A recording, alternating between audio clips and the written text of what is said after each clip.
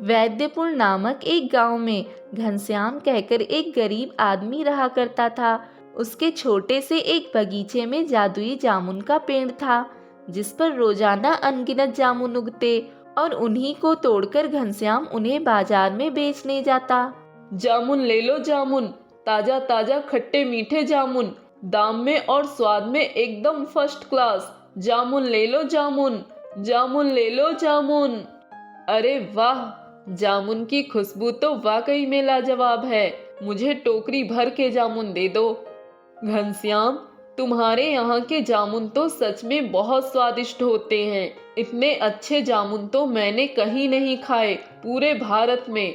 मैं तो तुम्हारे जामुन का फैन हो गया हूँ। धन्यवाद साहब। उस जादुई पेड़ के बारे में किसी को नहीं पता होता है, क्योंकि घनश्याम का बगीचा उसके घर के पीछे होता है और हर सुबह अंधेरा होने से पहले ही उस पेड़ पर जामुन उगते हैं। घनश्याम उस जादुई जामुन के पेड़ की पूजा करता है और उसने वहाँ पर माता रानी की मूर्ति भी रखी हुई होती है। जय माता दी। ये एक पेड़ जादुई पेड़ है। ये राज किसी को भी नहीं पता, और ना पता चले तो ही अच्छा है। ये पेड़ मेरे परदादा जी विक्रमजीत सिंह ने बनवाया था, उनके जमाने के एक जादूगर से, क्योंकि उन्हें रोज जामुन खाने का बहुत मन होता था। दादाजी ने भी सारी उम्र इस पेड़ की देखभाल की, और अब मैं भी इस पेड़ की देखभाल और पूजा में ही अपनी सारी उम्र गंवा दूंगा। धन्यवाद जादुई जामुन का पेड़, तुम्हारी वजह से ही आज मैं अपना पेट पालता हूँ। घनश्याम उस पेड़ की बहुत अच्छे से देखभाल करता, जिससे वो पेड़ कायम रहे। घनश्याम के जामुन पूरे गांव में तेजी से मशहूर होते जा रहे थे, और इस वजह से बाकी फल वालों के फल कोई नहीं खरीद पा रहा था। उन्हीं में से एक क्रूर फल वाला होता है, जिसका नाम पिंटू होता है। पिंटू घनश्याम से बहुत जलने लगता है। दिन भर ग्राहकों का आना जाना लगा ही रहता है इस बेवकूफ घनश्याम के यहाँ। नहीं, मैं ऐसा नहीं होने दे सकता। इसकी तरक्की को तो मैं नजर लगा कर ही रहूंगा। सुबह में पिंटू घनश्याम के घर के पीछे के रास्ते से आता है और देखता है कि घनश्याम जामुन के पेड़ से जामुन तोड़ रहा है, और जितने जामुन वो तोड़ रहा है उतने ही जामुन फिर से उस पेड़ पर उग रहे हैं। अरे दादा, ये तो एक जादुई पेड़ है। जितने जामुन ये घनश्याम तोड़ता जा रहा है उतने ही जामुन फिर से तुरंत उग रहे हैं। अच्छा, तो ये माजरा है क्या इसकी तरक्की के पीछे और इसकी इतनी कमाई के पीछे? इस मनहूस जादुई जामुन के पेड़ का साया है। तभी मैं सोचूं कि इस गरीब फटीचर को रोजाना इतने सारे जामुन कौन सप्लाई करता है।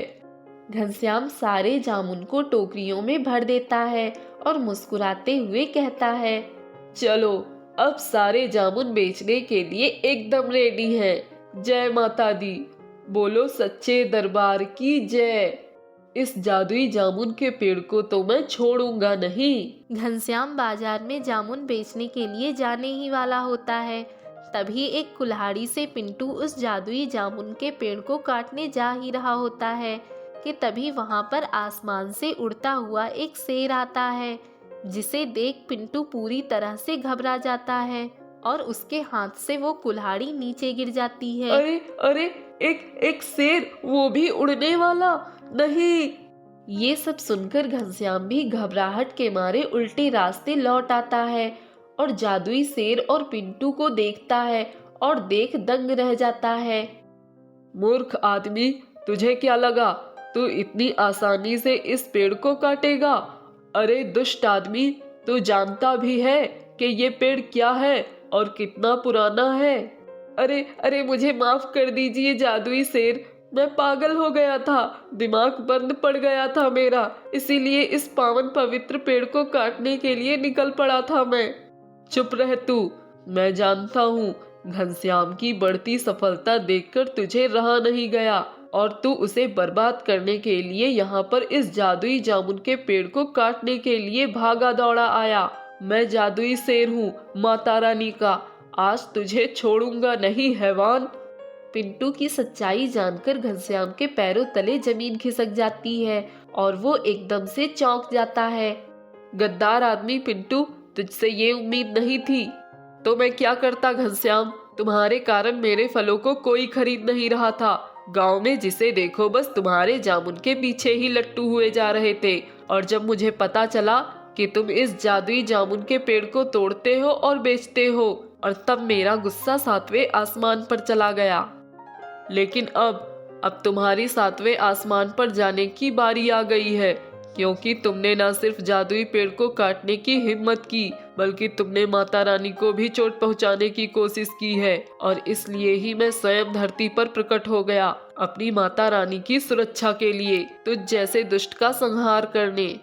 जादुई शेर अपने नुकीले पंजों से पिंटू पर वार करता है और उसे लात मारकर कोसों दूर उड़ा देता है, और पिंटू उड़कर एक खाई में गिर जाता है और उसकी मृत्यु हो जाती है। और उसके बाद घनश्याम जादुई शेर को देखकर हाथ जोड़ता है और प्रणाम करता है।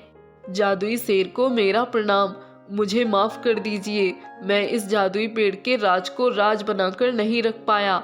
दादाजी कहते थे, अगर किसी और ने इस जादुई जामुन के पेड़ को देख लिया तो इस पेड़ की सारी जादुई शक्तियां खत्म हो जाएंगी, और मैं ये खुशी खुशी स्वीकार करता हूँ। नहीं घनश्याम, तुम जैसा सोच रहे हो वैसा नहीं होगा। इस जादुई पेड़ की शक्तियां नहीं खत्म होंगी। अब इस पेड़ को ऐसा वरदान मिल गया है जिसके चलते ये तुम्हारे अलावा किसी और को दिखेगा ही नहीं, और इसे सिर्फ तुम ही देख पाओगे। और मैं ये आशा करता हूँ कि अपने परदादा और दादाजी की तरह तुम्हारी आने वाली पीढ़ी भी इस जादुई पेड़ की हिफाजत करेगी, जैसे तुम करते हो। आयुष्मान भव घनश्याम। इतना कहकर जादुई शेर वहां से अदृश्य हो जाता है, और तब से सिर्फ घनश्याम ही उस जादुई पेड़ को देख पाता, और उसके राज के बारे में किसी को पता नहीं चलता। जामुन बेच बेच कर घनश्याम बहुत सारे पैसे कमाता है, और एक जामुन के जूस की फैक्ट्री भी खोलता है, और गरीबों की मदद भी करता है।